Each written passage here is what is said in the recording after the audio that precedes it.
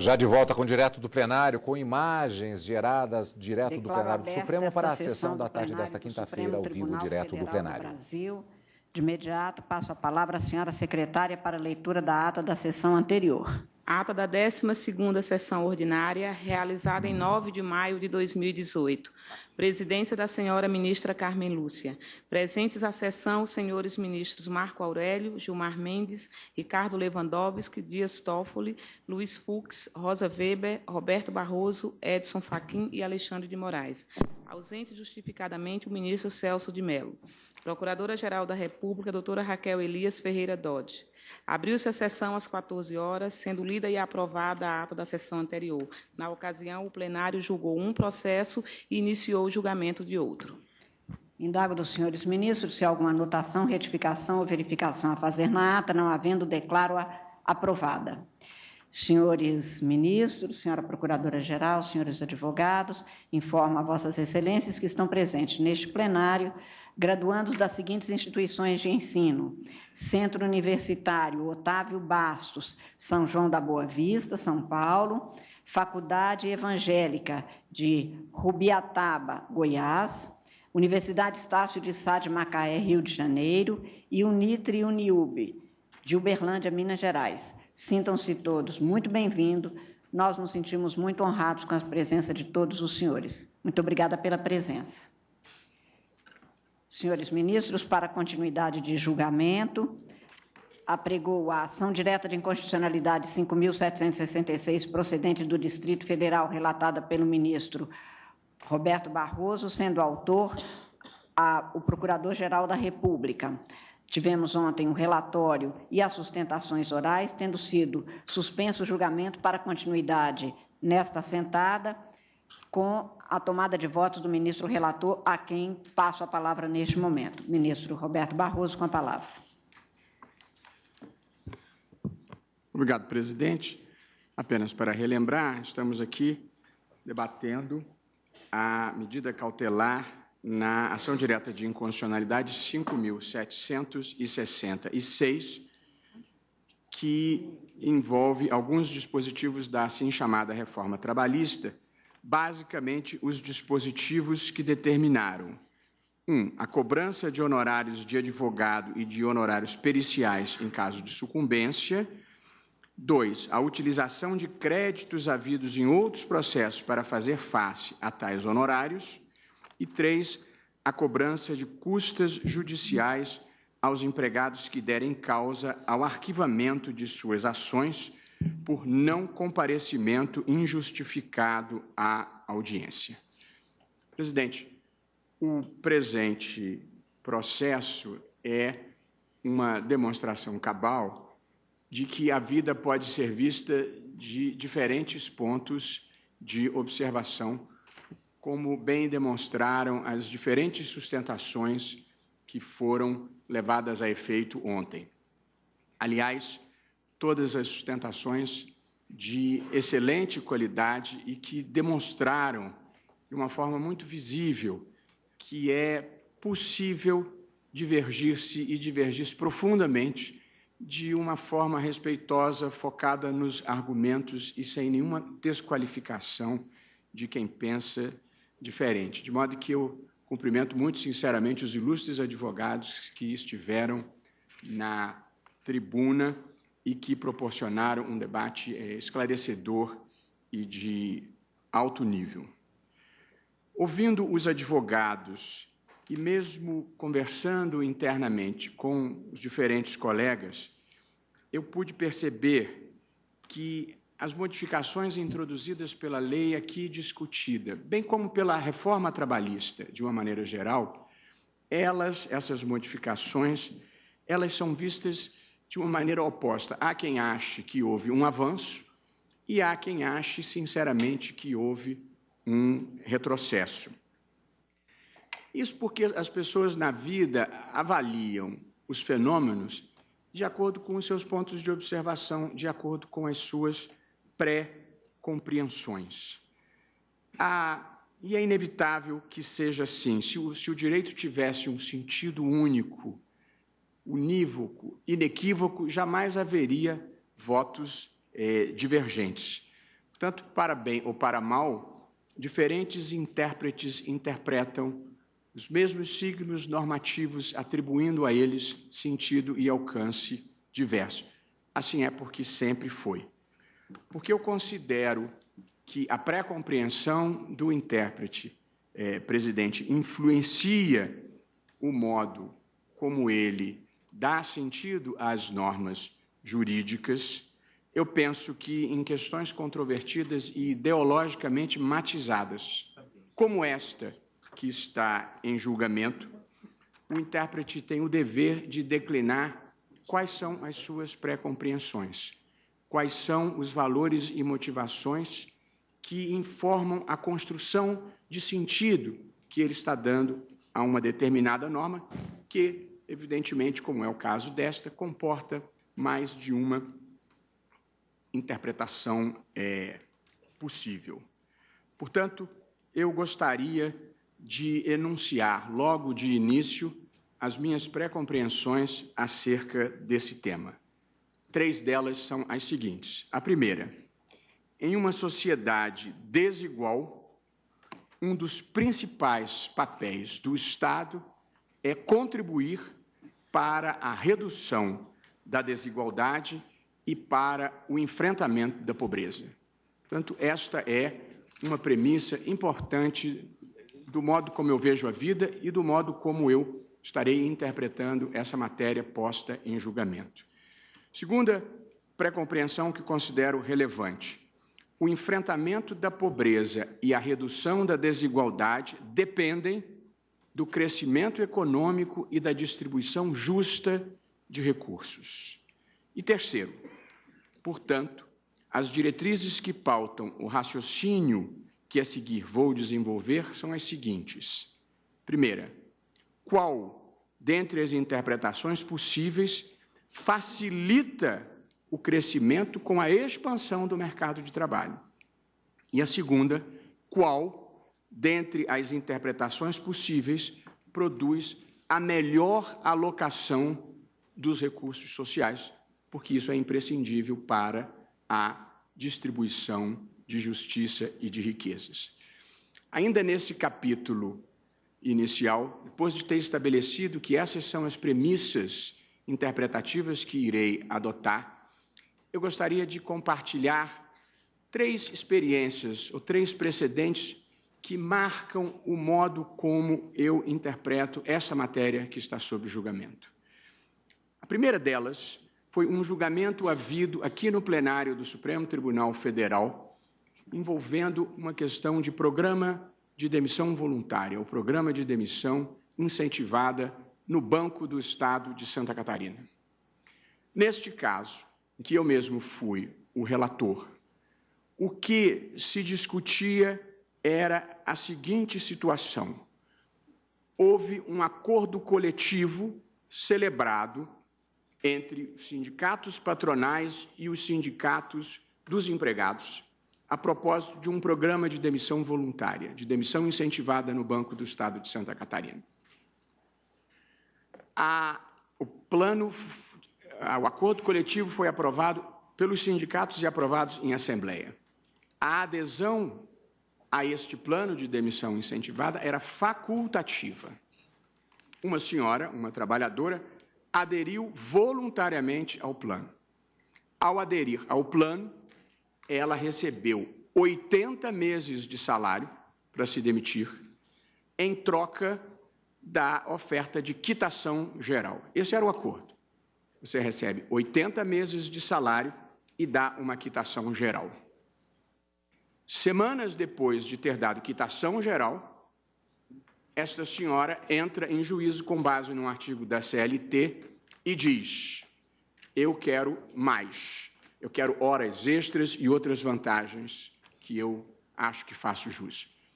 Portanto, ela aderiu voluntariamente ao plano, ela recebeu os 80 meses de salário e ela propõe uma demanda violando o compromisso que havia assumido mediante a quitação geral. O Tribunal Superior do Trabalho deu ganho de causa à empregada e, portanto, disse que, além dos 80 salários, ela também ainda podia receber as vantagens que postulava. eu me manifestei contra isso e o plenário unanimemente aderiu a esse entendimento. Porque, embora o TST tenha achado que, naquele caso, estava fazendo bem àquela senhora, àquela trabalhadora, na verdade, estava destruindo um instituto que é valioso para os trabalhadores, que é o Instituto do Programa de Demissão Voluntária ou Incentivada, que dá muitas vantagens para o trabalhador, que muitas vezes, inexoravelmente, vai perder o seu trabalho.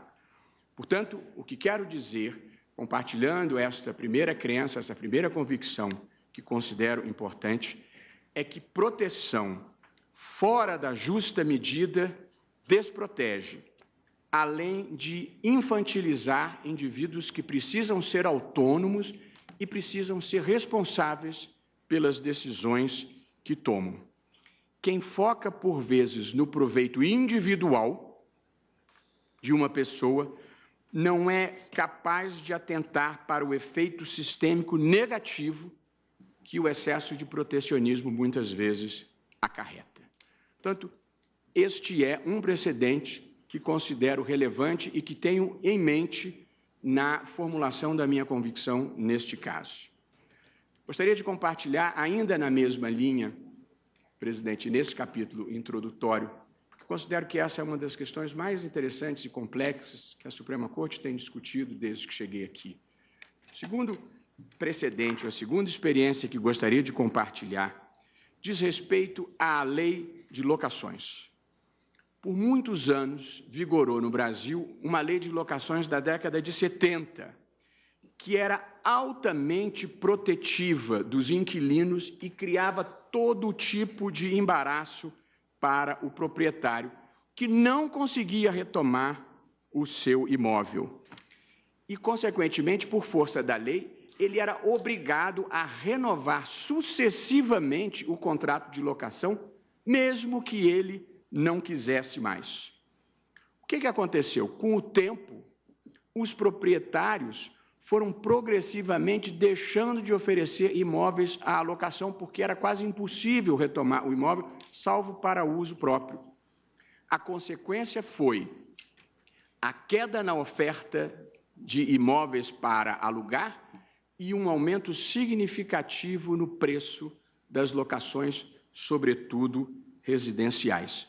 Portanto, e aqui, ainda seguindo a mesma lógica, em matéria de locação, em 1991 sobrevém uma lei nova, que diz, depois de 30 meses de aluguel, o proprietário pode retomar o seu imóvel. Uma norma aparentemente menos protetiva do locatário. Qual foi a consequência desta mudança normativa? Aumentou exponencialmente a oferta de imóveis para locação e caiu significativamente o preço dos aluguéis. Portanto, nesse meu segundo exemplo, uma menor proteção legal produziu uma maior proteção real.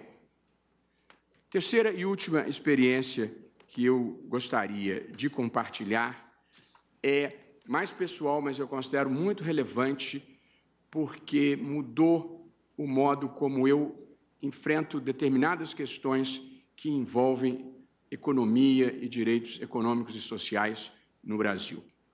Em algum momento da década de 90, eu participei de uma comissão que foi apurar a situação do Banerj, Banco do Estado do Rio de Janeiro.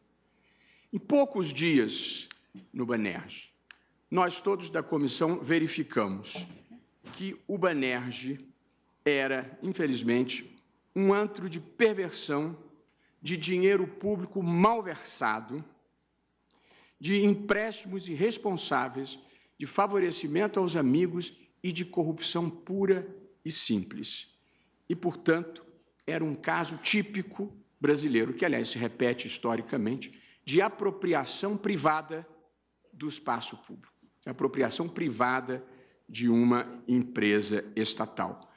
E, portanto, não tive ali nenhuma dúvida de qual era a melhor coisa a fazer com o Banerj, que era vendê-lo, tirá-lo das mãos de um poder público que o pervertia em proveito de uma elite extrativista que é a mesma de sempre.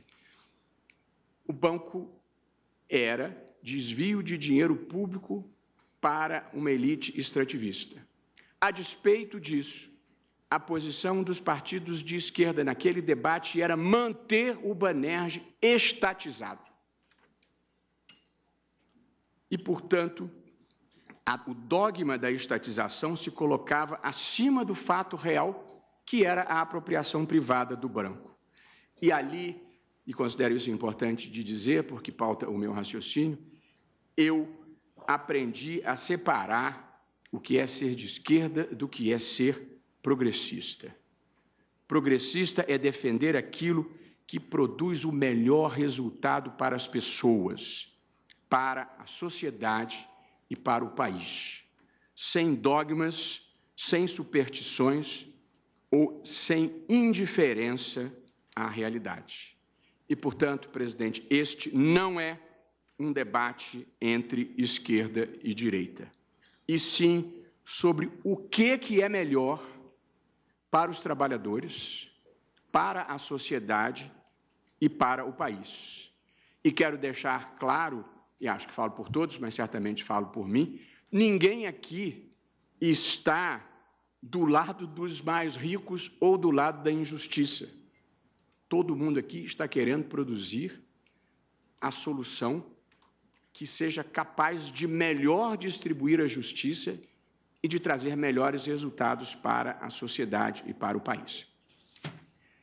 Nós estamos tratando de uma lei, que foi a lei da reforma trabalhista, e um capítulo específico com tópicos processuais, na verdade, discutindo quem paga a conta em determinadas situações. A intenção do legislador, inequívoca intenção do legislador, foi a de enfrentar um problema que é a sobreutilização do judiciário de uma maneira geral, da litigiosidade excessiva de uma maneira geral e, particularmente, na Justiça do Trabalho, que, de acordo com o Justiça em Números do Conselho Nacional de Justiça em Volume, já assinado pela presidente Carmen Lúcia, concluiu que a Justiça do Trabalho, em 2015, finalizou o exercício com 5 milhões de processos em tramitação, tendo sido ajuizados somente em 2015 4 milhões de ações trabalhistas. Segundo o relatório elaborado pelo deputado Rogério Marinho, relator da reforma trabalhista na Câmara dos Deputados, nos Estados Unidos são 200 mil ações trabalhistas e na França 75 mil nesse mesmo período. Ainda no relatório consta uma passagem do respeitado professor José Márcio Camargo, em que ele declarou que a judicialização excessivamente ampla das relações do trabalho no Brasil trouxeram como consequência a circunstância de que o custo do trabalho somente é conhecido depois do término do contrato de trabalho. Na verdade, só é conhecido depois do término da reclamação trabalhista, que invariavelmente se segue ao contrato de trabalho.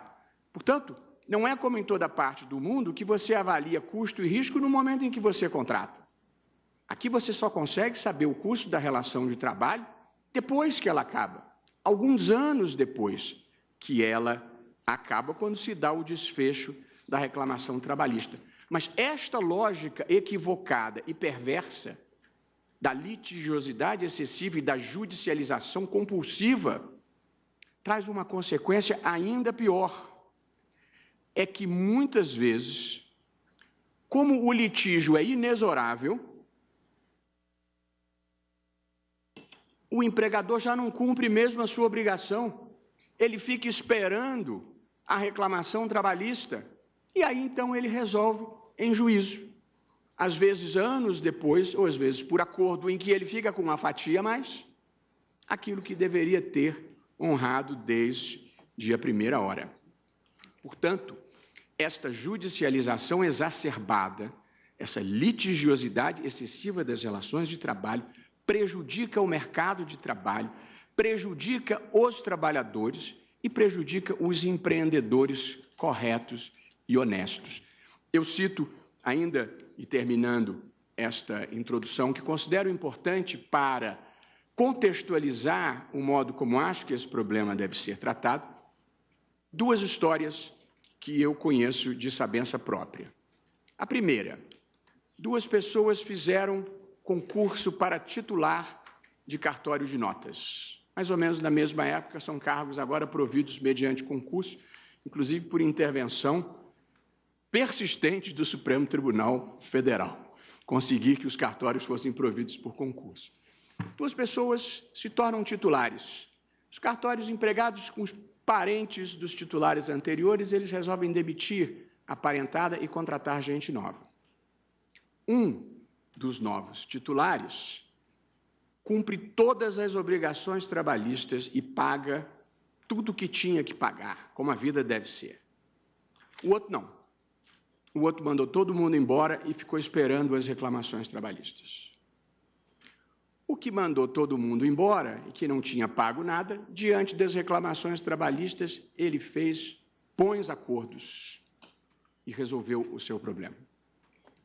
O outro, o que tinha pago tudo, também teve que fazer acordo. E aí pagou mais uma fatia novamente. Portanto, é um sistema que, como acontece em outras áreas do Brasil, os espertos se dão melhor do que os bons. E é esse o país que eu acho que a gente precisa mudar de paradigmas. Um segundo exemplo real, em que eu conheço os personagens. Uma jovem tinha uma posição relevante em uma instituição financeira, recebeu uma oferta melhor para ir trabalhar em outro lugar.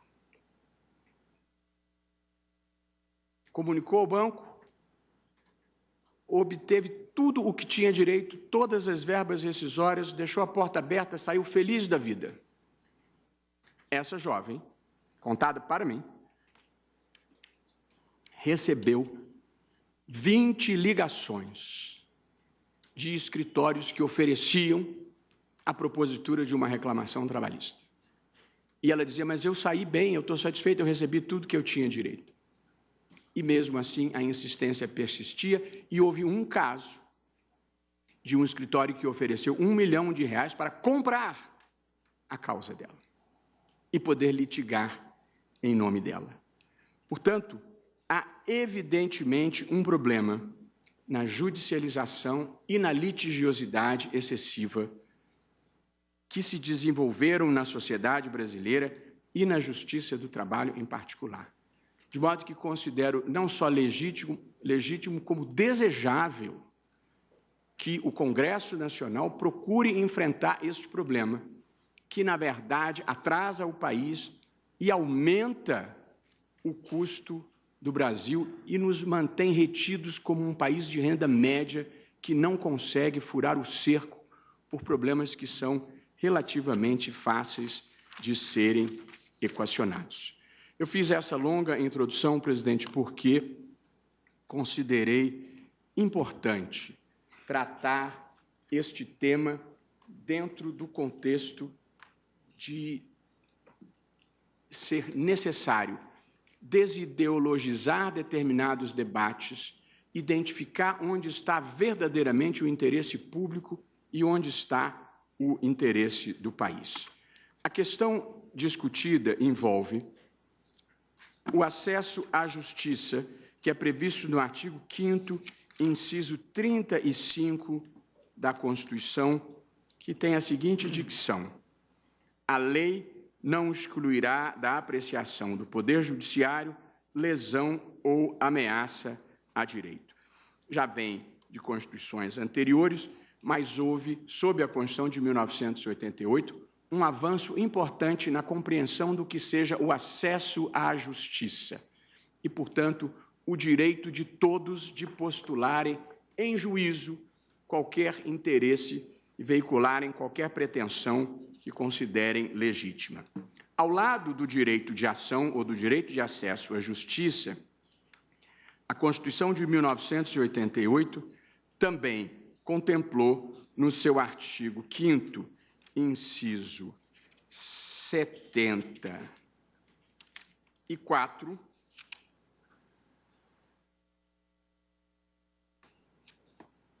o seguinte: o Estado prestará assistência jurídica integral e gratuita aos que comprovarem insuficiência de recursos. Portanto, a Constituição assegura o acesso à justiça e assegura assistência jurídica integral aos hipossuficientes. Eu devo dizer que considero que o acesso à justiça inclui também o direito a um processo justo, efetivo e a uma justiça que funcione em tempo razoável e de maneira eficiente. E aqui nós chegamos ao contexto do excesso de litigiosidade.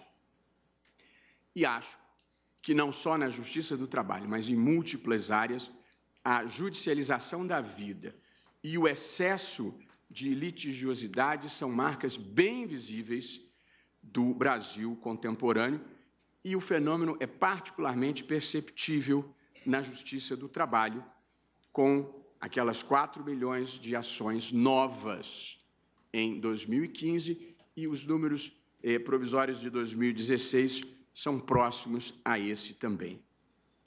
Nós somos recordistas mundiais nesta matéria. Há 3 causas, tal como eu vejo, para esta judicialização excessiva em matéria trabalhista. A primeira, e grave, há muitos empregadores que descumprem as suas obrigações. A segunda, há muito ajuizamento de reclamações temerárias. E terceiro, a legislação é complexa e é muito difícil mesmo adimplir com tudo que ela prevê. A primeira observação que eu gostaria de fazer nesta discussão, e é uma observação crítica, é que a reforma trabalhista e esta lei que nós estamos discutindo aqui só enfrentou um problema, que é o excesso de judicialização por parte dos empregados. Não enfrentou nem a complexidade da legislação, nem os descumpridores contumazes da legislação trabalhista, e sobre isso eu vou falar brevemente ao final do meu voto. Seja como for, é disso que a lei trata, é esta lei que nós estamos aqui apreciando, e é sobre isso que eu estou expondo ao longo do meu voto. Nós temos um sistema anterior a esta lei, cuja estrutura dava excessivos incentivos à litigância. As pessoas, na vida, como regra, elas fazem escolhas racionais e se movem por incentivos e riscos.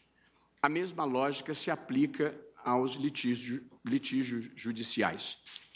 Se existe chance de algum proveito e nenhum risco de perda, o que se faz é dar-se um incentivo estatal à litigância fútil. Agora, se no caso de uma litigância que gere insucesso, houver algum tipo de ônus, algum tipo de perda pequena que seja, o indivíduo fará uma avaliação mais séria e responsável antes de ajuizar uma demanda. Portanto, nós tínhamos um sistema em que havia todo incentivo para demandar e nenhum ônus para conter esse demandismo. Portanto, criar algum tipo de ônus, modesto como seja, para desincentivar a litigiosidade fútil, me parece ser uma providência legítima para o legislador. Até porque, e acho muito importante isso no Brasil passa extremamente despercebido.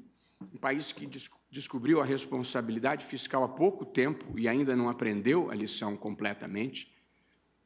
Em matéria de responsabilidade fiscal, quem gasta repetidamente mais do que arrecada se endivida, quem se endivida precisa tomar empréstimos ou imprimir dinheiro. Portanto, a irresponsabilidade fiscal gera ou inflação ou aumento contínuo dos juros. Duas consequências que penalizam gravemente as pessoas mais pobres. Pois bem, em matéria de litigiosidade, é preciso atentar para o custo da litigância.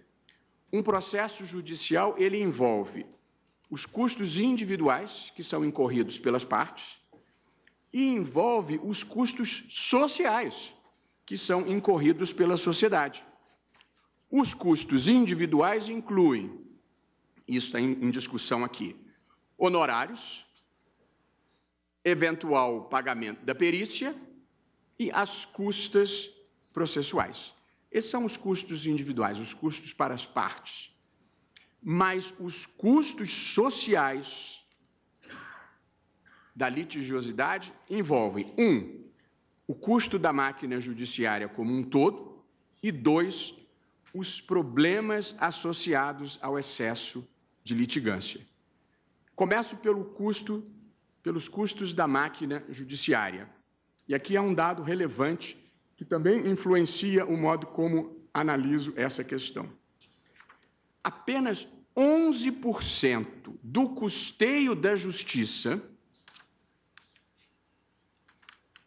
é recuperado por meio de taxa judiciária, custas e emolumentos. Isso significa que cerca de 90% da atuação do Poder Judiciário são 90% subsidiados pela sociedade.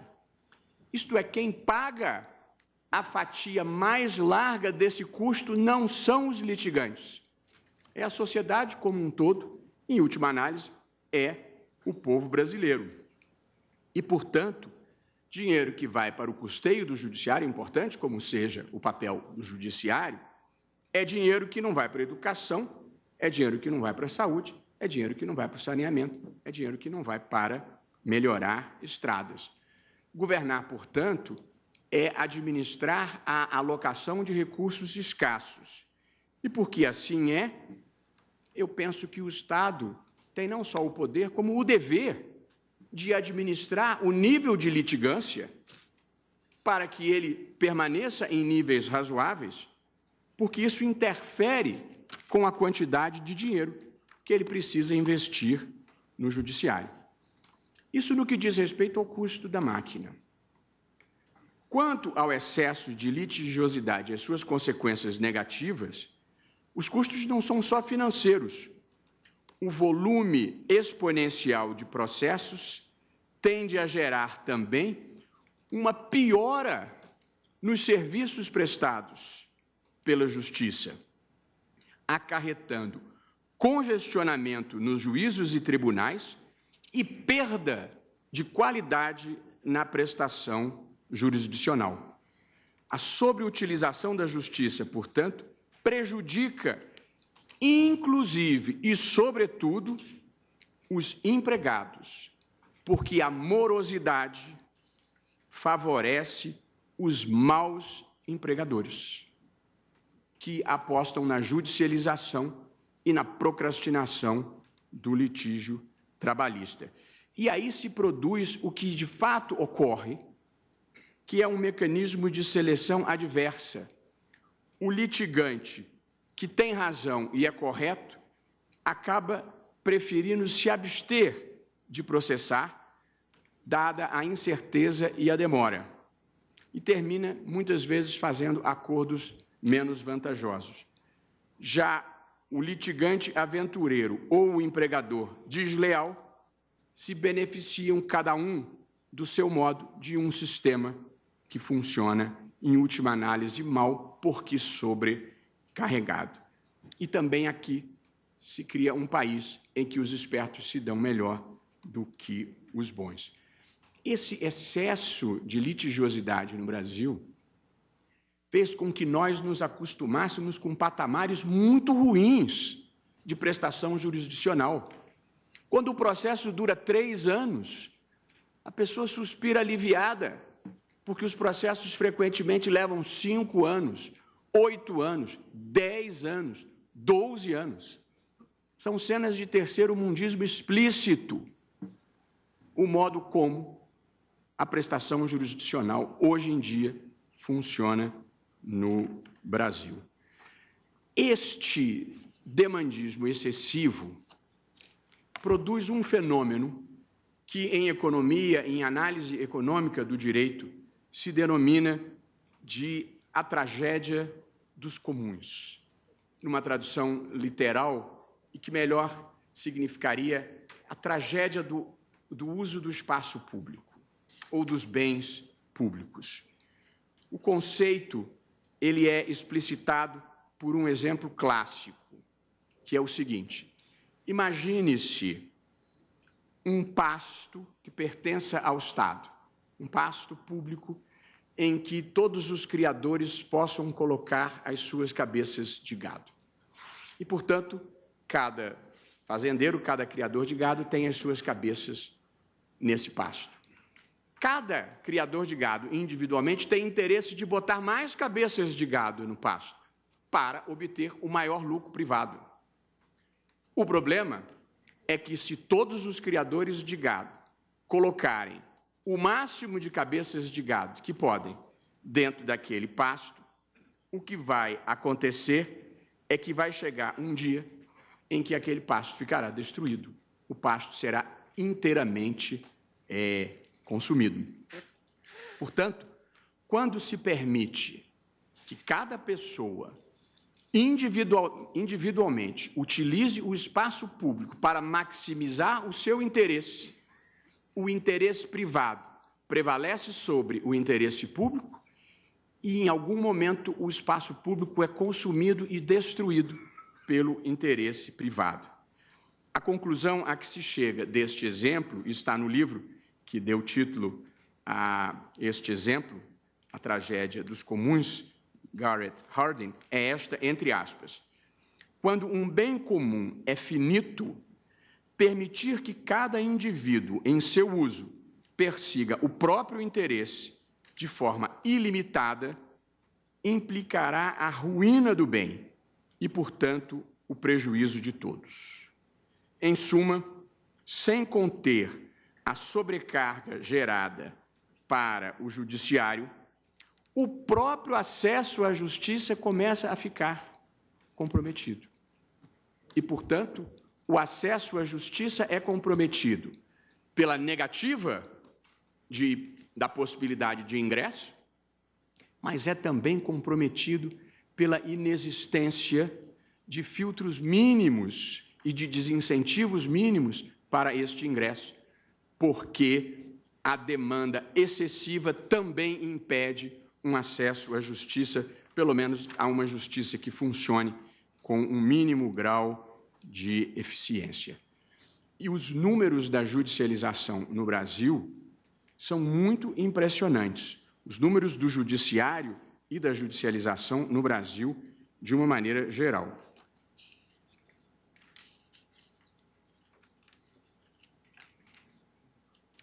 Em 2016, o Brasil gastou com a justiça, com o sistema de justiça, segundo os dados do Conselho Nacional de Justiça, 85 bilhões e meio, 1,4% do PIB.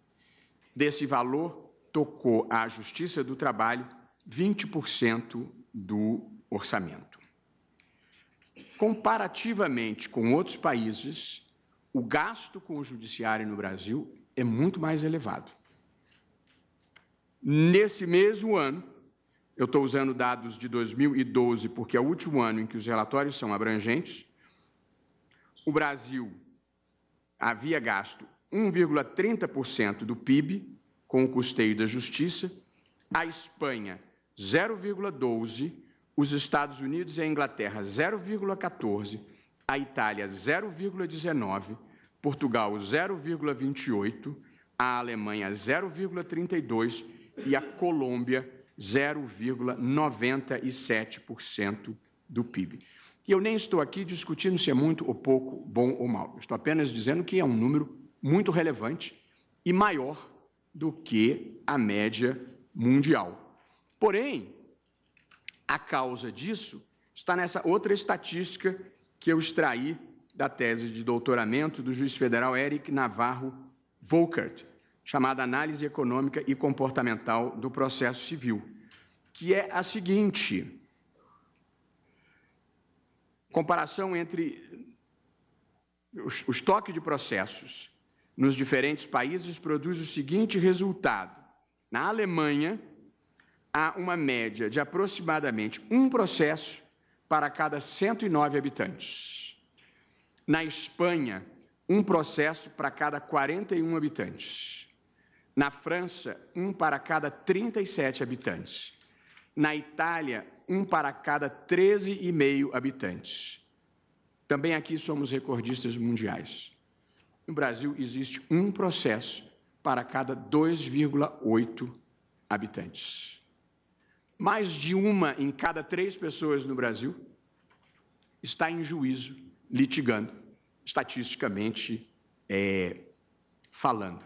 Portanto, e aqui retomando mais uma vez a premissa que considero importante no enfrentamento da judicialização, é que não é só legítima, como necessária, num país como o Brasil, em favor dos trabalhadores e da economia em geral, a adoção de políticas públicas que, sem comprometer o acesso à justiça, procure conter o excesso de litigiosidade que nos torna indesejavelmente campeões do mundo nessa matéria.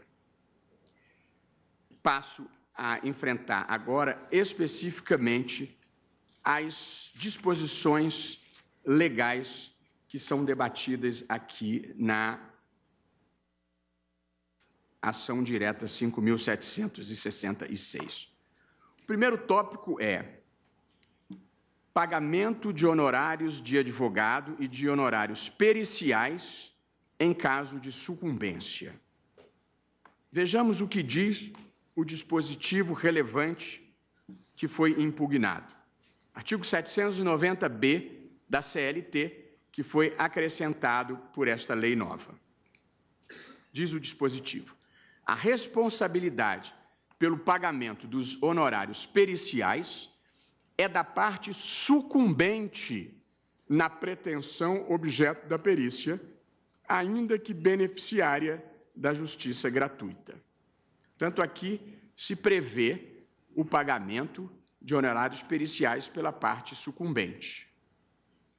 E aí vem o parágrafo 4º. Somente no caso em que o beneficiário da justiça gratuita não tenha obtido em juízo créditos capazes de suportar a despesa referida no caput, ainda que em outro processo, a União responderá pelo encargo. Portanto, o que se previu aqui foi que, relativamente aos honorários de perícia, a parte sucumbente, mesmo que litigante da justiça gratuita, terá de pagar os honorários periciais se e somente se tiver obtido, neste ou em outro processo, créditos suficientes para arcar com esse ônus. Portanto, não há desembolso, ninguém tem que tirar do que já tem. Pode ter que vir a tirar daquilo que venha a, eventualmente, receber, se tiver formulado uma pretensão e esta pretensão tiver sido reconhecida pela Justiça como indevida, sendo que houve a atuação de um perito, que, na crença geral, seria paga pela União, mas que, em última análise, como a União vive do que arrecada, seria pago pela sociedade brasileira. Seria pago, pelo menos em 90%, pelo subsídio que todas as pessoas, inclusive as muito pobres, dão à litigiosidade perante o Poder Judiciário. E também se previu no mesmo dispositivo, no dispositivo seguinte, o pagamento de honorários. Diz o parágrafo 4º do artigo 791-A, também introduzido por esta lei aqui impugnada. Vencido o beneficiário da justiça gratuita, desde que não tenha obtido em juízo, ainda que em outro processo, créditos capazes de suportar as despesas, as obrigações decorrentes de sua sucumbência ficarão sob condição suspensiva de exigibilidade e somente poderão ser executadas se nos 2 anos subsequentes ao trânsito em julgado da decisão que as certificou, o credor demonstrar que deixou de existir a situação de insuficiência de recursos que justificou a concessão de gratuidade, extinguindo-se, passado esse prazo, tais obrigações do beneficiário. Tanto em relação aos honorários de sucumbência, a parte vencida, ainda que beneficiária da justiça gratuita, ela não precisa pagar nada, salvo se, nos 2 anos seguintes, ela deixar de ser hipossuficiente. E parece bastante razoável. Deixou de ser hipossuficiente, passou a ter recurso, acho que deve pagar, efetivamente, o que deve. Se permanecer hipossuficiente, não precisa pagar absolutamente nada, a menos que tenha ganho naquele ou em outro processo créditos suficientes para arcar com esse ônus. Portanto, de novo aqui, não há necessidade de qualquer desembolso. Só vai pagar se tiver obtido algum ganho parcial naquela causa ou ganho em alguma outra causa. Ou seja, na prática, ou o sujeito vai ter deixado de ser pobre, ou ele não vai ter que pagar, porque, a menos que seja um litigante quanto mais, o sujeito não tem 3, 4, 5 litígios correndo ao mesmo tempo. Eu penso, com as observações que vou fazer logo a seguir, que não há desproporcionalidade nesta previsão legal. Aqui, proporcionalidade utilizada em sentido técnico. Saber se a medida é adequada, saber se ela é excessiva e saber se o que se ganha com ela é mais vantajoso do que aquilo que se perde. Por que que ela é adequada? Porque, evidentemente, se o seu objetivo... A adequação significa uma relação racional entre o meio utilizado e o fim visado. Qual é o fim visado aqui? Diminuir a litigiosidade fútil. Qual é o meio empregado? Cria-se algum ônus para quem litiga e perde. Portanto, o meio é claramente adequado. Quando você cria um ônus, você desincentiva um determinado comportamento. A medida claramente não é excessiva, porque não interfere com o acesso à justiça. O sujeito continua a poder ingressar em juízo com a sua reclamação trabalhista sem pagar nada. E se ele continuar pobre e não ganhar nada, ele continua sem ter que pagar nada. Portanto, acho que claramente não é uma medida excessiva.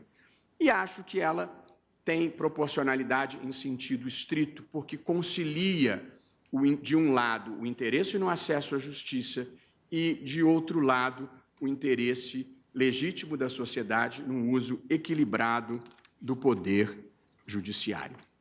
Portanto, considero que a norma é proporcional, fazendo apenas as observações que se seguem, presidente, e já me encontro no terço final do meu voto, que é o seguinte: mesmo nesse contexto concebido pelo legislador, que eu considerei razoável e proporcional, eu penso ser necessária a preservação das verbas alimentares e do mínimo existencial do trabalhador.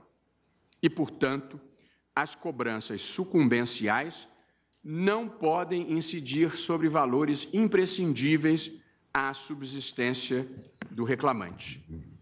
Para impedir que isso aconteça, eu estou interpretando esses dispositivos que li anteriormente, conforme a Constituição, para estabelecer 2 critérios limitadores.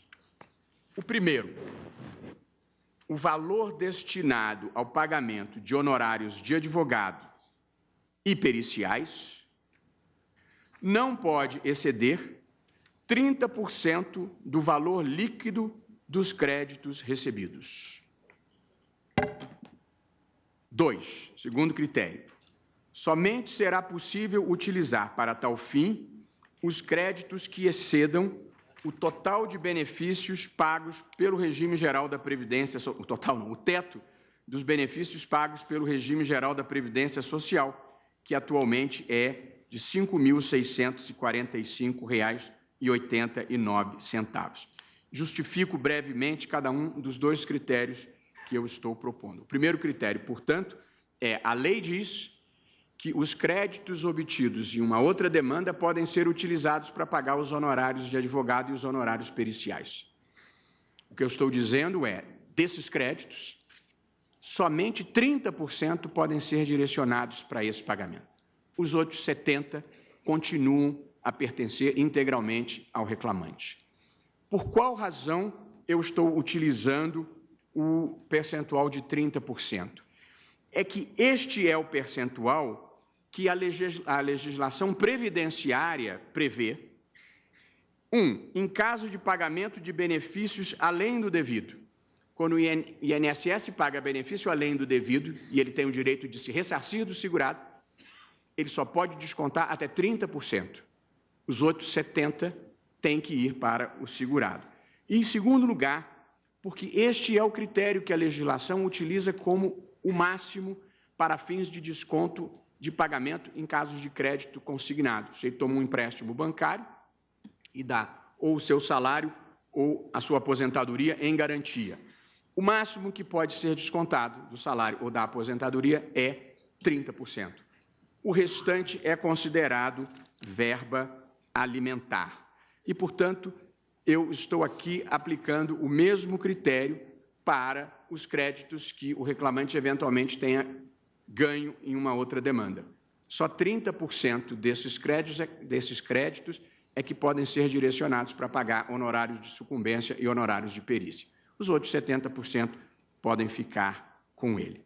Quanto à justificativa para preservação de um valor mínimo de recebimento, ou seja, ele só começará a pagar custas pelo que receber acima de R$ 5.645,89, que é, como disse, o teto do benefício da Previdência Social, acho que esse é um critério justo, porque se nós consideramos que é possível um aposentado ou um pensionista fazer face às suas necessidades essenciais, tendo este valor como máximo de benefício, o beneficiário da justiça gratuita, que tiver o mesmo valor assegurado, terá indiscutivelmente sua dignidade preservada. Portanto, ele conservará, ele não pagará se receber até 5 mil e tal, e acima disso, pagará apenas 30% do que venha a receber. Com estas formulações, presidente, eu enfrentei 2 dos 3 artigos questionados. O terceiro, eu penso que seja bastante mais singelo e imaginaria que nem haja maior discussão sobre a sua constitucionalidade, mas, como nós todos sabemos, aqui no plenário a gente nunca é capaz de prever com rigor o que vai gerar discussão. É o artigo 844, cujo parágrafo 2º diz o seguinte: na hipótese de ausência do reclamante, este será condenado ao pagamento das custas calculadas na forma do artigo tal da CLT, ainda que beneficiário da justiça gratuita, salvo se comprovar no prazo de 15 dias que a ausência ocorreu por motivo legalmente justificável. E o parágrafo 3º diz: o pagamento das custas a que se refere o parágrafo 2º é condição para a propositura de nova demanda.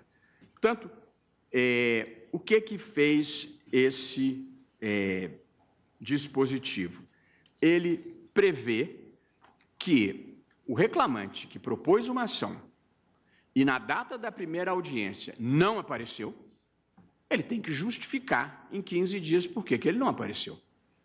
Se ele não justificar, ele tem que pagar as custas, que é uma condição para que ele proponha uma nova demanda. E aí, eu que gosto de trabalhar com pesquisa empírica e números, para que a discussão não fique puramente retórica ou abstrata, verifiquei o seguinte: de acordo com o estudo do Instituto de Pesquisa Econômica Aplicada, o IPEA, no ano de 2015, 22,6% das ações trabalhistas ajuizadas foram arquivadas. Ou pelo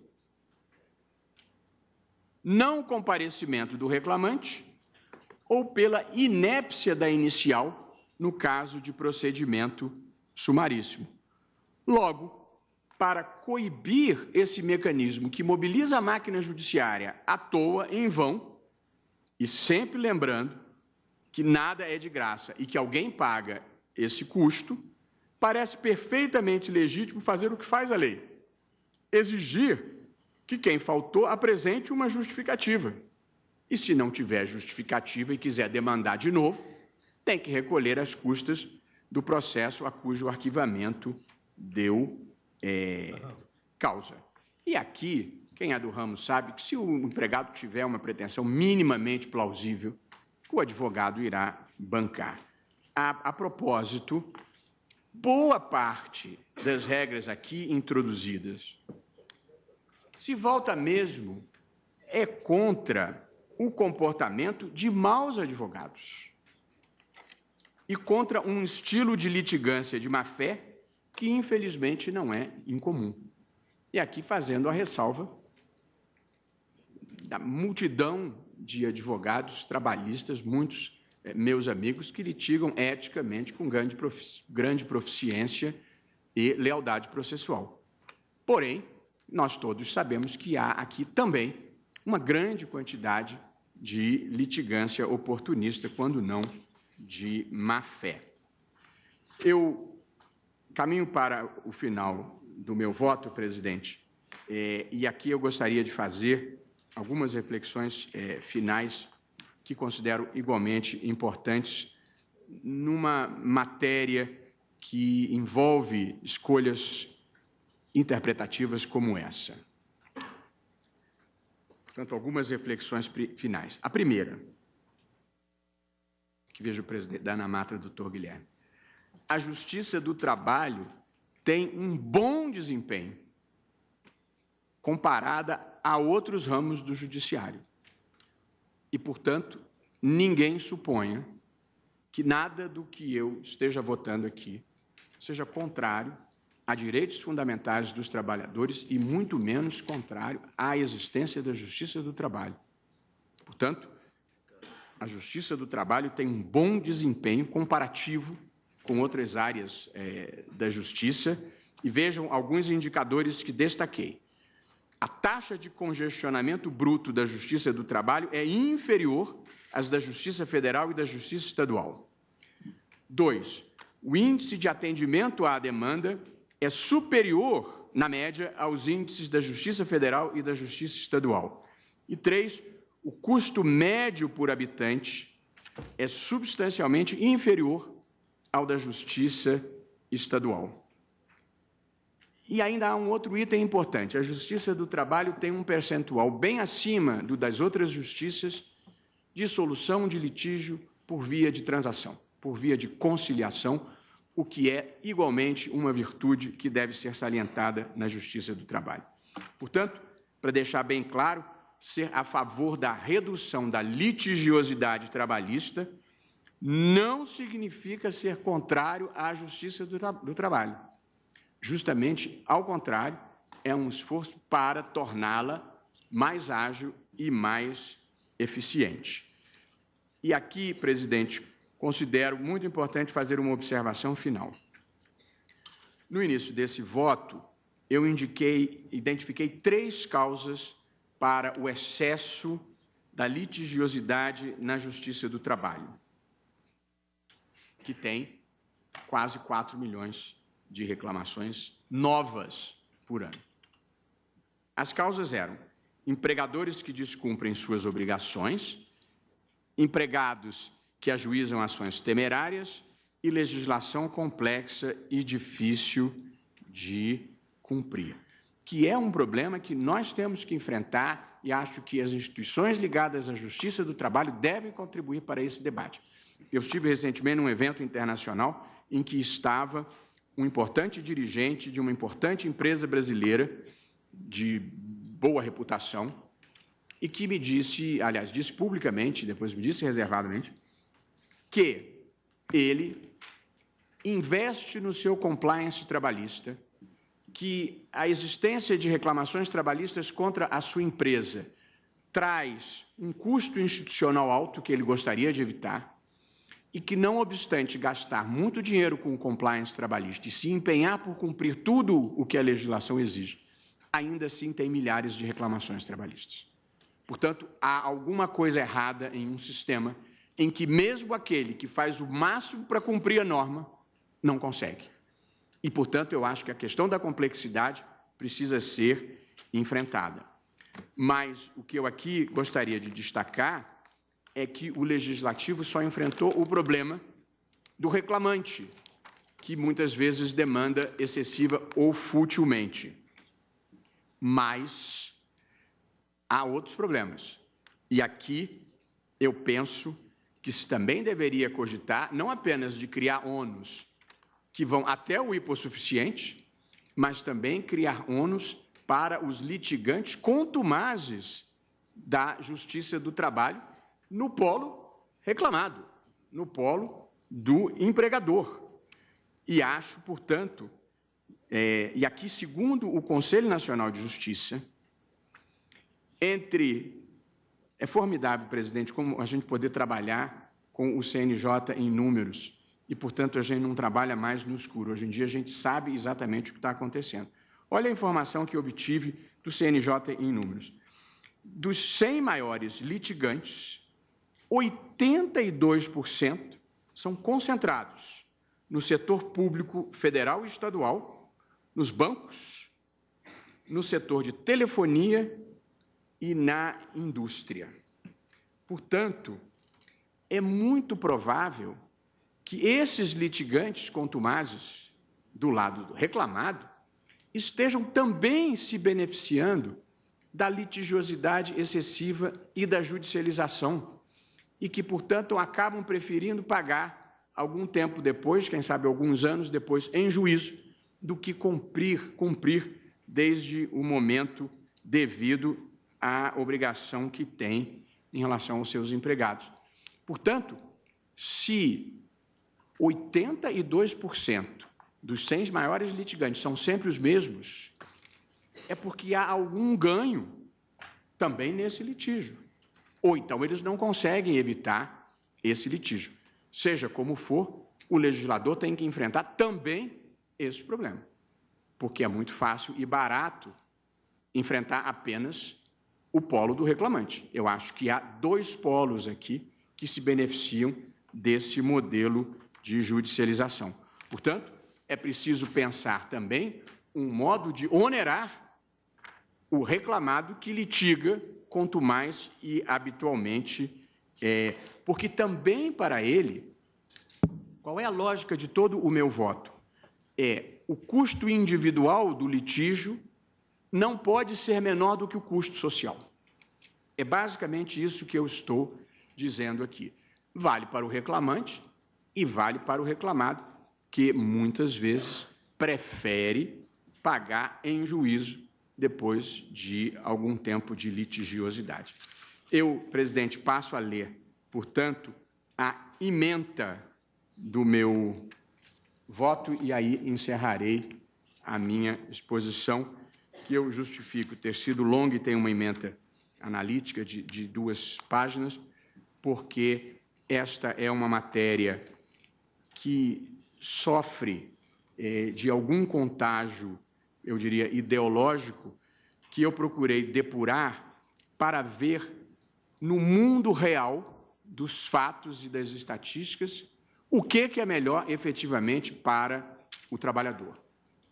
Se é uma justiça sobreutilizada e morosa, ou se é uma justiça que dê incentivos a uma litigiosidade equilibrada e seja capaz de prestar um melhor serviço a tempo e a hora. Então, digo eu, presidente, no meu voto, as normas processuais podem e devem criar, na minha emenda, uma estrutura de incentivos e desincentivos que seja compatível com os limites de litigiosidade que a sociedade comporta. O descasamento entre o custo individual de postular em juízo e o custo social da litigância faz com que o volume de ações siga uma lógica contrária ao interesse público. A sobreutilização do judiciário congestiona o serviço, compromete a celeridade e a qualidade da prestação jurisdicional, incentiva demandas oportunistas e prejudica a efetividade e a credibilidade das instituições judiciais. Vale dizer, afeta, em última análise, o próprio direito constitucional de acesso à justiça. Dessa forma, é constitucional a cobrança de honorários sucumbenciais dos beneficiários da gratuidade de justiça como mecanismo legítimo de desincentivo ao ajuizamento de demandas ou de pedidos aventureiros. A gratuidade continua a ser assegurada pela não cobrança antecipada de qualquer importância como condição para litigar. O pleito de parcelas indevidas ensejará, contudo, o custeio de honorários ao final, com utilização de créditos havidos no próprio feito ou em outros processos. Razoabilidade e proporcionalidade da exigência. Todavia, em resguardo de valores alimentares e do mínimo existencial, a utilização de créditos havidos em outros processos observará os seguintes critérios. 1. Não exceder a 30% do valor líquido recebido, por aplicação analógica das normas que dispõem sobre o desconto em verbas alimentares. E 2. Não incidir sobre valores inferiores ao teto do regime geral da Previdência Social, atualmente R$ 5.645,80. Também é constitucional a cobrança de custas judiciais dos beneficiários da justiça gratuita que derem ensejo ao arquivamento do feito em razão do não comparecimento injustificado à audiência. Respeito e consideração à justiça e à sociedade que a subsidia, ônus que pode ser evitado pela apresentação de justificativa para a ausência. 6. Por fim, é igualmente constitucional o condicionamento da propositura de nova ação ao pagamento das custas judiciais decorrentes do arquivamento, medida adequada a promover o objetivo de acesso responsável à justiça. E o meu dispositivo, portanto, é o seguinte: interpretação conforme à Constituição dos dispositivos impugnados para assentar como teses de julgamento: 1. O direito à gratuidade de justiça pode ser regulado de forma a desincentivar a litigância abusiva, inclusive por meio da cobrança de custas e de honorários a seus beneficiários. 2. A cobrança de honorários sucumbenciais poderá incidir: 1. Sobre verbas não alimentares, a exemplo de indenizações por danos morais em sua integralidade. 2. Sobre o percentual de até 30% do valor que exceder ao teto do regime geral de previdência social, quando pertinentes a verbas remuneratórias. 3. É legítima a cobrança de custas judiciais em razão da ausência do reclamante à audiência, mediante sua prévia intimação pessoal, para que tenha a oportunidade de justificar o não comparecimento. Portanto, eu estou julgando o pedido procedente em parte para fazer a interpretação conforme à Constituição e apenas para constar, 2 dos amici curiae que eu não deferi haviam entrado com agravo regimental que se encontram prejudicados. Pois não. Antes de passar a palavra, eu queria apenas enfatizar, ministro Barroso, que Vossa Excelência citou agora, já na parte final, uma pesquisa do Conselho Nacional de Justiça, levado a efeito pela diretora do departamento, que é a professora Tereza Sadek, onde consta ali os litigantes com maior frequência, e apenas para enfatizar que, em face disso, e nós vamos comunicar aos ministros, no cumprimento até de algumas decisões deste Supremo, que, né, no final desse mês nós estamos já disponibilizando uma plataforma de mediação digital exatamente para estes casos, especialmente em relação a litígios com bancos, para fazer com que pré-processualmente se possa ter soluções de tal maneira que seja um caminho novo apostar nesta possibilidade de formar consensos na sociedade, de uma pacificação, exatamente para que a gente supere esse tipo de dificuldade. Apenas para dar essa notícia, que será evidentemente demonstrada e para todos os senhores ministros. Mas, realmente, os números são aqueles, atestando que, em alguns casos, trabalhistas especificamente, quanto a estes setores, há uma pesquisa que virá agora a público, demonstrando quais e como cada entidade recebe, na condição de reclamado, e a taxa de cada um em termos do que ele consegue de êxito ou não. Mas apenas para esclarecimento, agradecendo o voto de Vossa Excelência. Senhor presidente, pela ordem e com a anuência do colegiado, eu queria, primeiramente, parabenizar o ministro Luiz Roberto Barroso, porquanto o seu voto está exatamente numa linha mais moderna da análise econômica do direito, no sentido de que o sistema deve propiciar litigância saudável e evitar demandas frívolas e que são, digamos assim, na dicção da ementa, aventureiras. Entretanto, me chamou muita atenção o fato de que essa reforma densa ela se deu com um prazo de vacatio legis muito curto. Então, o ambiente ainda é muito conturbado em termos de ideias, de sorte que, se o colegiado me permitir, eu gostaria de pedir vista dos autos para trazê-lo num prazo razoável, conforme o tema exige. Né? Eu indago dos senhores ministros se algum antecipa. Senhora presidente, da minha parte, votaria depois do ministro Alexandre. Não tenho e nem poderia ter nenhuma objeção ao pedido de vista, mas quem sabe para propiciar o estudo que o ilustre ministro Vistor fará, quiçá, e obviamente aí consultaria o eminente ministro Alexandre Pimenta em sede, um ponto de vista eventualmente diverso poderia contribuir no exame que será feito. Aí eu apresentaria meu voto, mas isso, se indago assim do parecer ministro bem. Alexandre de Moraes, se tem alguma objeção aqui, então o ministro antecipe o voto de divergência, apenas, como ele diz, para que possa já o ministro examinar os dois pontos opostos. Sem nenhum problema, eu aguardo a vista. Pois não. Então, Vossa Excelência tem a palavra para antecipação com a anuência e tenho certeza que o ministro Fux entenderá que será, como ele disse, para fazer com que as ideias divergentes possam ser já objeto da análise de Vossa Excelência e de todos os outros ministros. Pois não. Então, Vossa Excelência tem a palavra para o voto antecipado neste caso. Senhora presidente, cumprimento, antes de tudo, Vossa Excelência, o eminente ministro relator, ministro Roberto Barroso, por terem ambos aportado um tema que é da maior relevância a esta apreciação e que, aliás, justifica uma verticalização do estudo, tal como o eminente ministro Luiz Fux vem já de indicar nesse horizonte.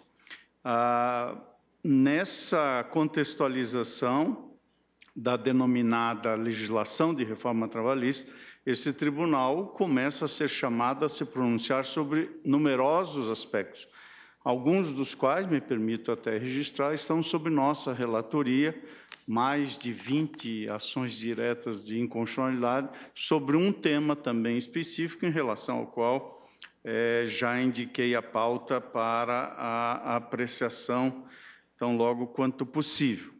Dito isso, senhora presidente, eu principio saudando as sustentações orais que seguiram o relatório, como sempre, completo e percussiente do eminente ministro relator, ministro Luiz Roberto Barroso, e comungo da percepção, segundo premissa fixada pelo ministro Barroso, que há, no mesmo objeto, diversas formas de compreender esta circunstância a partir de premissas e fundamentações, tais como aquelas que Sua Excelência traz à colação.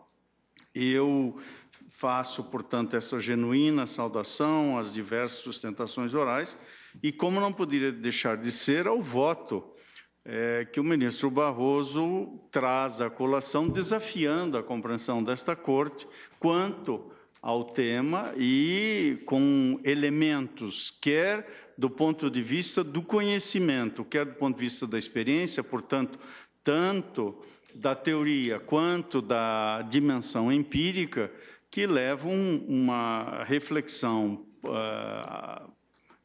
indiscutivelmente sólida de Sua Excelência e que traz a colação.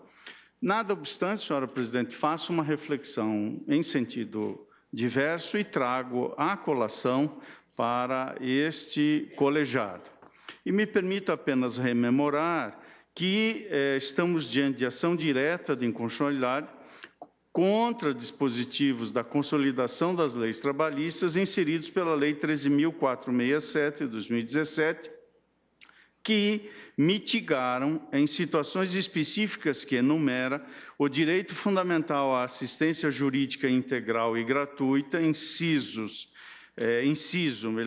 74 do artigo 5º da Constituição da República e, consequentemente, o direito fundamental de acesso à justiça, inciso 35º do mesmo artigo 5º da Carta Republicana Constitucional. Nas razões da apresentação, subscrita pela Procuradoria-Geral da República, argumentos que os dispositivos impugnados, artigos 790b, caput e parágrafo 4º, 791-A, parágrafo 4º, e 844, parágrafo 2º da CLT, nesta redação, à luz da nova lei, todos inseridos, portanto, nesta Lei 13.467, no âmbito da denominada reforma trabalhista, padecem de inconstitucionalidade material, pois impõem restrições inconstitucionais às garantias fundamentais de assistência jurídica integral e gratuita e do acesso à justiça, afrontando também os valores sociais do trabalho, inciso 4º, artigo 1º da Constituição, os objetivos fundamentais da construção de uma sociedade livre, justa e solidária, inciso 1º do artigo 3º, e da erradicação da pobreza e da marginalização, bem como de redução das desigualdades constitucionais, inciso 3º do artigo 3º, além de afronta ao direito fundamental à isonomia, caput do artigo 5º. A ação submetida à análise desta Suprema Corte aduz a inconstitucionalidade de restrições impostas ao direito fundamental à gratuidade e, por consequência, ao acesso à justiça perante a jurisdição trabalhista. As situações em que as restrições foram impostas são as seguintes. Resumo estas situações em 3. A. Pagamento pela parte sucumbente no objeto da perícia de honorários periciais, no caso em que, mesmo sendo beneficiário da gratuidade, tenha obtido em juízo em qualquer processo créditos capazes de suportar a referida despesa. B. Pagamento pela parte sucumbente no feito de honorários de sucumbência, no caso em que, mesmo sendo beneficiário da gratuidade, tenha obtido em juízo em qualquer processo créditos capazes de suportar a referida despesa, e C. Pagamento de custas processuais, no caso em que, mesmo sendo beneficiário da gratuidade, não compareça à audiência sem motivo legalmente justificável. Entendo, senhora presidente, que o legislador ordinário, avaliando o âmbito de proteção do direito fundamental à gratuidade da justiça, confrontou com outros bens jurídicos que reputou relevantes, notadamente a economia para os cofres da União e a eficiência da prestação jurisdicional, e impôs condições específicas para o seu exercício por parte dos litigantes perante a Justiça do Trabalho. Este é o binômio que me parece em causa. De um lado, o espargir desse custo para os cofres da União e, evidentemente, para as fontes de onde a União arrecada, e a eficiência da prestação jurisdicional de um lado, e de outro, esse direito fundamental à gratuidade da justiça.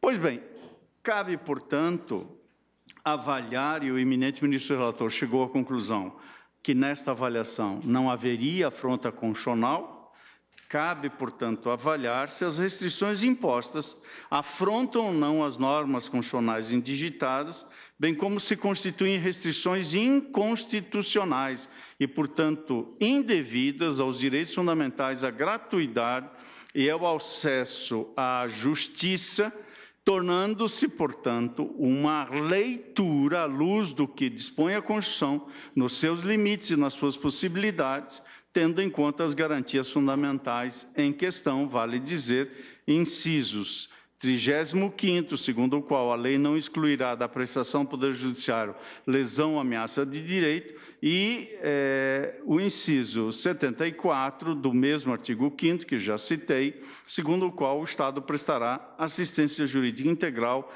e gratuita aos que comprovarem insuficiência de recurso. De minha parte, senhor presidente, entendo que há integral e completa inconstitucionalidade, e direi por quê. A proteção constitucional ao acesso à justiça e à gratuidade dos serviços judiciários também encontra guarida na jurisprudência do Supremo Tribunal Federal. E cito aqui precedente da segunda turma, da lavra do eminente ministro Celso de Mello, nosso decano, que associa tais garantias ao direito de ter direitos, reafirmando que restrições indevidas a estas garantias institucionais podem converter as liberdades e demais direitos fundamentais por elas protegidos, e as palavras são do eminente decano, em proclamações inúteis e promessas vãs. O precedente de Sua Excelência está no recurso extraordinário 763-667, relatado perante a segunda turma, cujo julgamento restou publicado em 13 de dezembro de 2013. Ali, Sua Excelência deferiu medida que se impunha para conferir efetividade à cláusula constitucional inscrita no artigo 5º, inciso 74 da Lei Fundamental da República, e referia-se a uma omissão estatal que compromete e frustra direitos fundamentais de pessoas necessitadas, gerando situação constitucionalmente intolerável. E mencionava, em relação àquele binômio que eu citei, mais o seguinte: a fórmula da reserva do possível na perspectiva da teoria dos custos dos direitos. Há uma impossibilidade de sua invocação para legitimar o injusto inadimplemento dos deveres estatais de prestação constitucionalmente impostos ao Estado. Há este precedente também da lavra do eminente ministro Celso de Mello, em sede de agravo do instrumento 598-212, apreciado em 2014, cito e me excuso da leitura. Portanto, agasalho-me nesse precedente e na doutrina, senhora presidente, acolho artigo doutrinário sobre o direito fundamental à gratuidade na justiça no Brasil, e cito um jurista norte-americano, Peter Msait, que narra a história da assistência gratuita no Brasil, especialmente evidenciando a legislação e os programas relacionados a esse direito de inegável importância para o ordenamento jurídico constitucional brasileiro, e cito a fonte no voto escrito. Desde a Constituição de 1934, o direito à gratuidade de justiça é reconhecido como um direito de âmbito constitucional, fazendo parte do regime de garantias e direitos essenciais para a vida política e social brasileira. Com exceção da Constituição de 1937, todos os textos constitucionais posteriores reconheceram a importância de tal prerrogativa aos hipossuficientes econômicos, com a finalidade de garantir-lhes o pleno acesso à justiça, suscita o jurista norte-americano que acaba de citar ao estudar o Brasil. A lei, a propósito, que a Lei 1060, de 1950, regulamentou o direito à gratuidade da justiça no plano infraconstitucional, consolidando as diversas normas sobre assistência jurídica gratuita em seu sentido mais amplo. Essa referida lei foi parcialmente substituída por disposições semelhantes do Código de Processo Civil de 2015, ao estabelecer requisitos essenciais para o exercício pleno do direito fundamental por ela regulamentado, e recepcionada, que foi pelas constituições que lhe sucederam desde 1950. Não se pode deixar de ressaltar que a gratuidade da justiça apresenta-se como um pressuposto para o exercício do direito fundamental ao acesso à própria justiça. Nas lições de Mauro Capelletti, em texto publicado na Revista do Ministério Público de Porto Alegre, em 1985, entende-se que o movimento para acesso à justiça é um movimento para a efetividade dos direitos sociais, ou seja, para a efetividade da igualdade. Nesta análise, dizia o jurista italiano, nesta análise comparativa do movimento de acesso à justiça, a investigação nos mostra três formas principais, três ramos principais que invadem número crescente de estados contemporâneos. E acrescento, nessa ótica dos obstáculos que são comumente indicados a esse acesso, os de ordem econômica costumam ser os primeiros e mais evidentes. Considerando que os custos da litigação, da litigância, perante o judiciário são muito altos e que a jurisdição é bastante onerosa para os cidadãos em geral, verifica-se que há um afastamento significativo das classes economicamente mais frágeis ao acesso à justiça institucionalizada. Segundo Capelletti, que citei, o obstáculo causado pela pobreza, sobretudo, pobreza econômica do indivíduo e do grupo, da população, com todas as trágicas consequências da pobreza econômica, que termina por ser também pobreza cultural, social e jurídica. Obstáculos igualmente resultantes da complexidade do sistema jurídico, da distância do governante em relação ao governado, dos abusos que exigem remédio constitucional, abusos de individuais, mas sempre mais abusos dos centros de poder econômico e político, no confronto com sujeitos que, a miúde, não dispõem de instrumentos válidos de proteção. E prosseguia o professor Mário Capelletti, em citação que me escuso de ler, está no voto escrito. Além do que está previsto, portanto, na Constituição da República, com fundamento no precedente e na doutrina que cito, o direito fundamental de acesso à justiça está protegido em normas internacionais, nomeadamente o artigo 8º da Convenção Interamericana de Direitos Humanos. O Pacto de São José da Costa Rica assim dispõe. Artigo 8º, toda pessoa tem direito de ser ouvida com as garantias e dentro de um prazo razoável por um juiz do tribunal competente, independente e imparcial, estabelecido anteriormente por lei na apuração de qualquer acusação penal contra ela, ou para que se determine seus direitos e obrigações de natureza civil, trabalhista, fiscal ou de qualquer natureza. Entendo, pois, tratar-se de garantia fundamental, cuja previsão na Constituição brasileira e em normas internacionais, e cuja dimensão, calcada na doutrina e no precedente que citei, indica sua dúplice eficácia a reforçar de forma contundente a proteção ao direito fundamental à gratuidade da justiça. Reconheço também a relação da gratuidade da justiça e o acesso à justiça com a isonomia.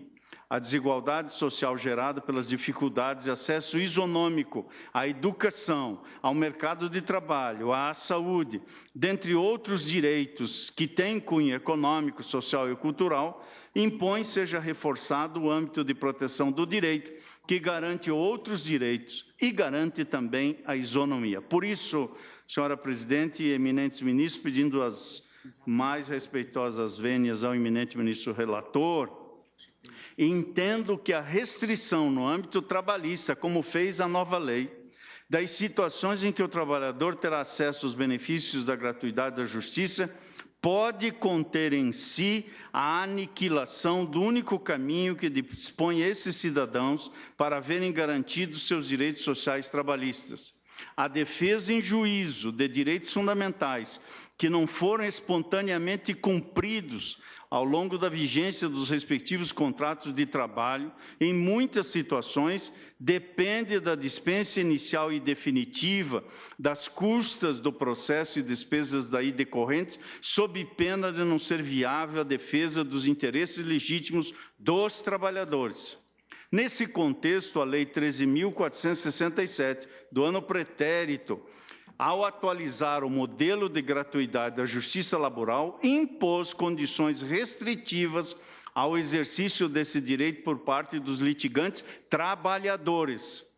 Ainda que sejam consideradas adequadas, necessárias e razoáveis, em tese, essas restrições impostas ao âmbito de proteção dos direitos fundamentais à gratuidade e ao acesso à justiça pelo legislador ordinário, no mínimo duvidosa se apresenta a constitucionalidade em concreto, ou seja, aquela ferida diante das diversas e possíveis situações da realidade em que se vê a consequência de esvaziamento do interesse dos trabalhadores que, na condição de hipossuficientes econômicos, não terão como demandar na justiça trabalhista, em virtude do receio de que suas demandas, ainda que vencedoras, retornem-lhes muito pouco do valor econômico efetivamente perseguido e eventualmente devido. Entendo, portanto, que é preciso restabelecer a integralidade do direito fundamental de acesso gratuito à justiça trabalhista, especialmente pelo fato de que, sem a possibilidade do seu pleno exercício por parte dos trabalhadores, é muito provável que esses cidadãos não reúnam as condições mínimas necessárias para reivindicar seus direitos perante essa justiça especializada. Assim, impõe-se uma interpretação que garanta a máxima efetividade desse direito fundamental, sob pena de esvaziar-se por meio de sucessivas restrições, ele próprio e todos os demais direitos por ele assegurados.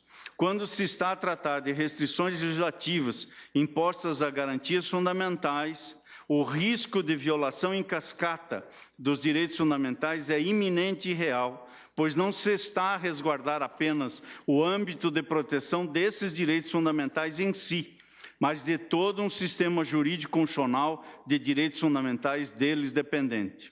E mesmo que os interesses contrapostos a justificar as restrições impostas pela legislação ora impugnada sejam assegurar uma desejável, indiscutivelmente, maior responsabilidade e maior compromisso com a litigância para a defesa dos direitos sociais trabalhistas, verifique-se, no entanto, a partir de tais restrições, uma possibilidade real de negar-se direitos fundamentais dos trabalhadores pela imposição de barreiras que podem tornar inacessíveis os meios de reivindicação judicial de direitos, o que me parece incompatível com a Constituição, com o Pacto Internacional vigente no Brasil, com o precedente que citei, com a doutrina que mencionei, e, nomeadamente, incompatível com o Estado Democrático de Direito.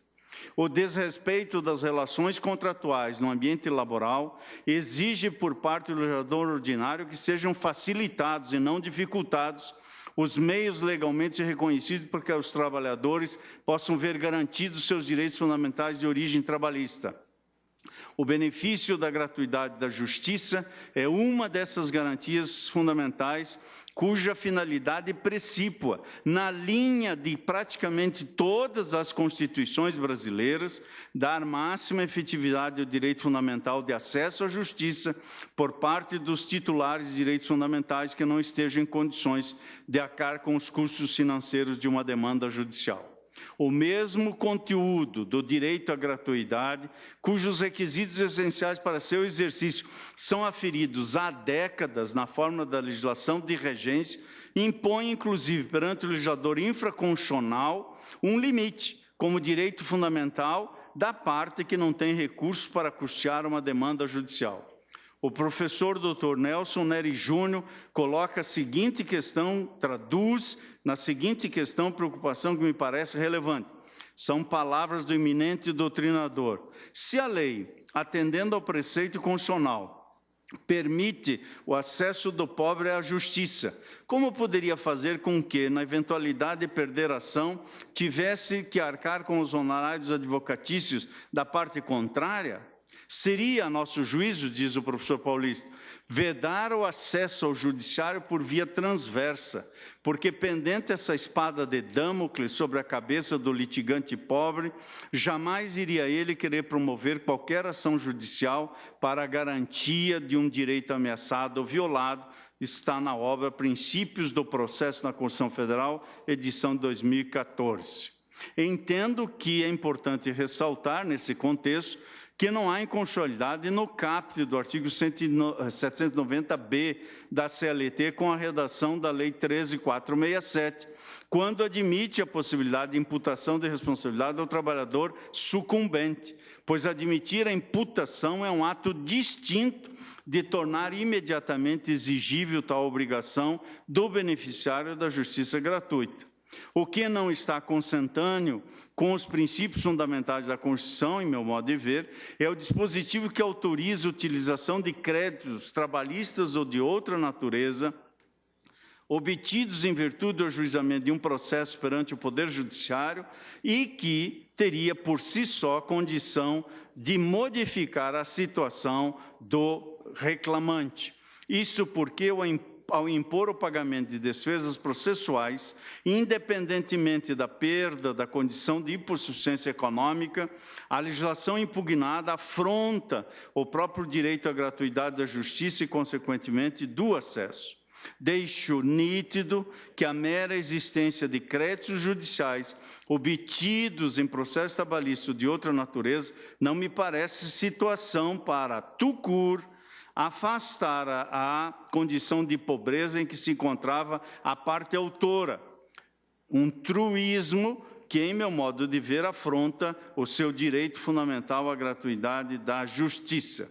Afirmo ainda que o benefício da gratuidade não constitui isenção absoluta de custos e outras despesas, mas na desobrigação de pagá-las, enquanto perdurar estado de hipossuficiência nos termos da lei e como inerentes prerrogativas a esse direito fundamental. É certo que não se pode impedir o trabalhador, ainda que desidioso em outro processo trabalhista, quando comprovada a sua hipossuficiência econômica, de ajuizar outra demanda sem o pagamento das custas processuais, sob pena de afrontar o direito fundamental à gratuidade da justiça, atrelado ao direito fundamental de acesso à justiça, que entendo não admitir restrições relacionadas à conduta do trabalhador em outro processo, sob pena de esvaziamento de seu âmbito de proteção constitucional. E concluo, senhora presidente, mais uma vez pedindo todas as vezes ao eminente ministro Luiz Roberto Barroso, que a conformação restritiva imposta pelas normas ora impugnadas afronta, em meu modo de ver, com todas as vênias, não apenas o próprio direito fundamental à gratuidade, mas também, ainda que de forma imediata, os direitos que esta garantia protege e que se apresenta mais concreto com a invocação do direito fundamental ao acesso à justiça e dos direitos sociais trabalhistas, eventualmente desrespeitados nas relações contratuais respectivas. Esse direito à gratuidade encontra-se amparado em elementos fundamentais da Constituição de 1988, inciso 3º do artigo 1º, inciso 1º do artigo 3º e inciso 3º também desse artigo 3º da Constituição da República Federativa do Brasil. A gratuidade da justiça, especialmente no âmbito da justiça laboral, entendo que concretiza uma paridade de condições, possibilitando às partes em juízo possibilidades e chances minimamente similares de atuarem e estarem sujeitas a uma igualdade de situações processuais. É a conformação específica do princípio da isonomia no âmbito do devido processo legal. Por isso, senhora presidente, no estudo que fiz, concluí que as limitações impostas pela Lei 13.467 afrontam a Constituição da República de 1978, pois esvaziam previsões constitucionais expressas, especialmente direitos essenciais dos trabalhadores no âmbito das garantias institucionais para que lhes seja franqueado o acesso da justiça, propulsor da busca de seus direitos fundamentais sociais,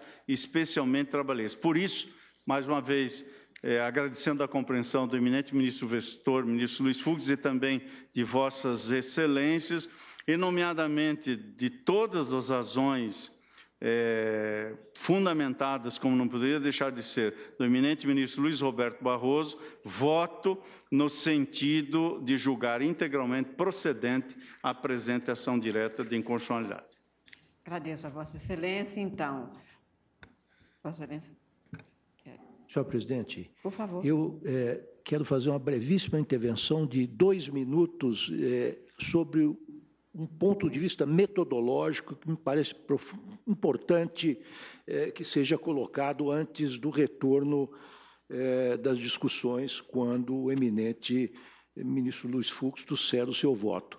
Eu, com devido respeito, ministro Barroso, eu guardo profundas reservas quanto ao movimento Direito e Economia, que nos Estados Unidos se chama Law and Economics.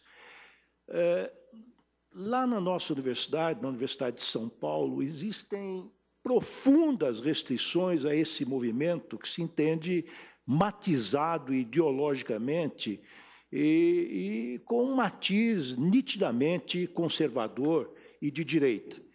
Eu queria fazer alusão, em 2 minutos, a um texto, ali, na verdade, a conclusão de um belíssimo artigo de um professor e eminente pesquisador chamado Arnaldo Sampaio de Moraes Godoy, que é um livre docente pela USP, professor visitante de várias universidades estrangeiras, é um intelectual de proa no Brasil, e diz o seguinte: o movimento Direito e Economia radica no utilitarismo de Jeremiah Bentham e, mais recentemente, no pragmatismo de Charles Sanders Peirce, de William James, de John Dewey. Identifica-se como herdeiro conceitual do realismo jurídico norte-americano e, consequentemente, aproximar-se-ia do pensamento de Oliver Wendell Holmes, de Roscoe Pound, de Benjamin Nathan Cardoso, de Carl Leveling, de Jerome Frank, de Louis Brandeis e Truman Arnold. Essa relação também pode ser pensada a partir da tradição marxista, para a qual o direito reflete condições infraestruturais econômicas. O pensamento weberiano suscita algumas leituras, e o direito seria mecanismo para a normatização da economia capitalista com elementos de neutralidade e objetividade.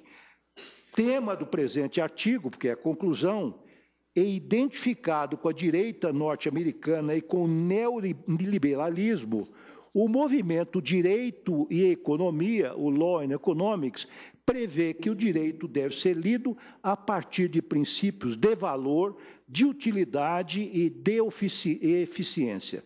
Para o movimento Direito e Economia, o direito deve se orientar para a maximização da receita, da riqueza. E, obviamente, da receita também dos interessados. Portanto, eu queria, desde logo, manifestar que, quando trouxer o meu voto, eu farei sob a perspectiva de premissas ideológicas distintas daquelas que foram veiculadas neste momento e que, penso eu, que se basearam neste movimento que se chama Law and Economics, Direito e Economia.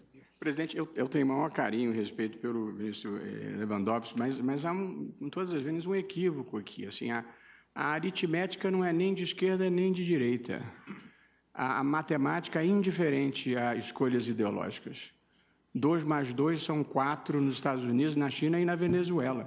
Portanto, se a conta não fechar, ela não fecha nem a esquerda nem a direita. Portanto, é uma questão de matemática. Não é uma opção ideológica. O utilitarismo ou o pragmatismo, mesmo esse pode ter um viés mais à esquerda ou mais à direita. Mas aqui, se o custo individual é menor do que o custo social, você incentiva um determinado comportamento. Não tem nada de ideológico nisso, é um fato. É que o direito... observação é que da escola, eu respeito muito as ideias que vêm da escola de São Paulo, mas, na verdade, a análise econômica do direito não tem vinculação com direito e economia. O que tem vinculação com direito e economia hoje é o que nós estudamos, direito econômico e economia normativa, que hoje está toda regulada pelo direito à economia. A análise econômica do direito, ela visa a análise do sistema jurídico à luz do maior valor da economia, que é a eficiência.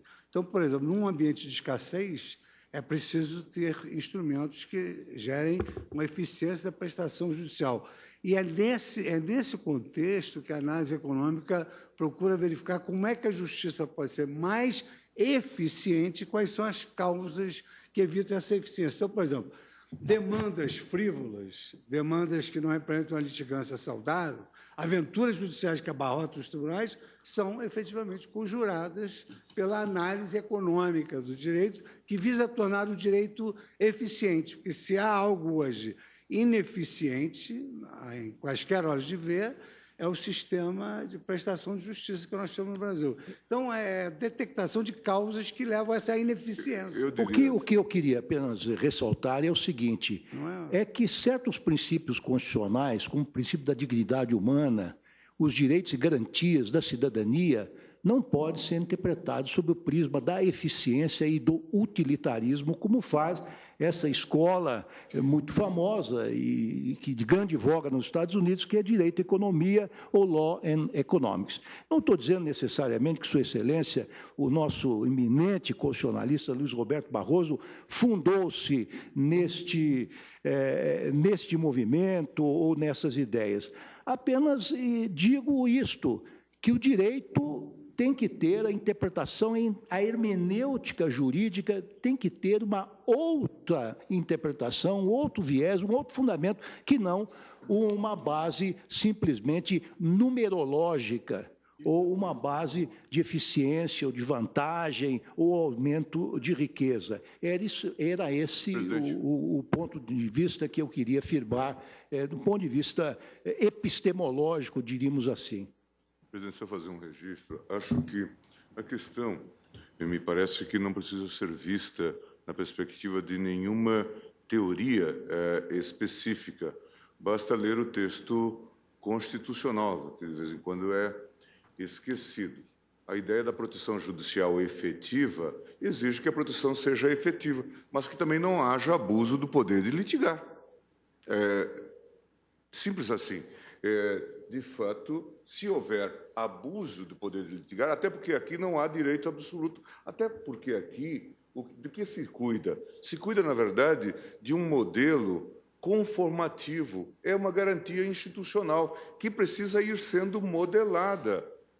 Por isso que os códigos e textos estão cheios de normas para evitar a litigância da má-fé, as práticas abusivas nesse campo. Não me parece que seja necessário buscar aqui ou acolá subsídios de doutrina econômica para isso. A própria legislação já contém elementos e é natural que haja atualização nesse sentido. Para pegar um exemplo que é ferido aqui nas normas, a ideia de que alguém pode pedir tudo.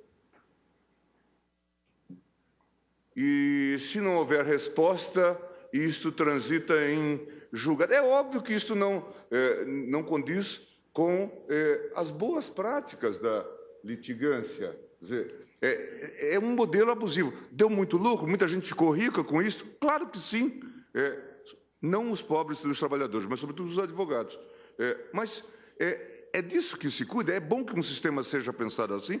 Obviamente que não. Obviamente que não.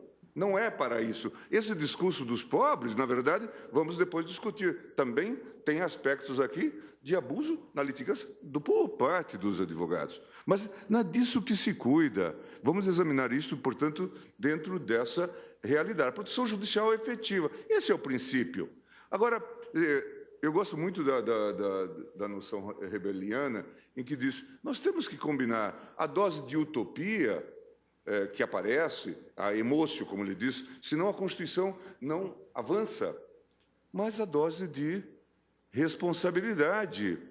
Ele diz, nós temos que combinar os impulsos que vêm de Ernst Bloch, Hoffnungsprinzip, né, a ideia do princípio esperança, mas também de Jonas, princípio responsabilidade. Aqui o que se pede é isso.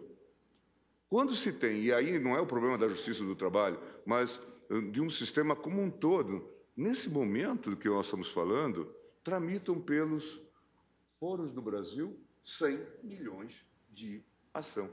Tem algum perigo de dar certo uma coisa dessa? Obviamente que não. Não tem perigo de dar certo. Ainda que nós multiplicássemos por 2, por 3, por 4 o número de juízes, não tem perigo de dar certo. Nesse ponto, o ministro Barroso feriu com razão a questão da necessidade de racionalização desse sistema. Nós sabemos, por exemplo, que vários sistemas hoje as empresas adotam o quê?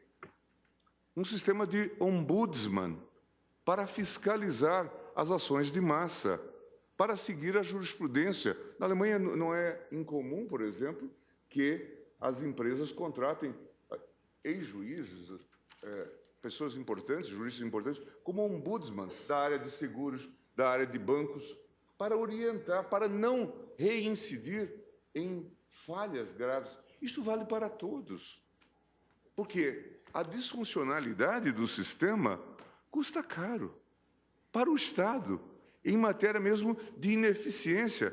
Veja, a liberdade de litigar sem responsabilidade não causa benefício, muitas vezes, ao próprio litigante e causa um imenso prejuízo a todos os cidadãos carentes de justiça.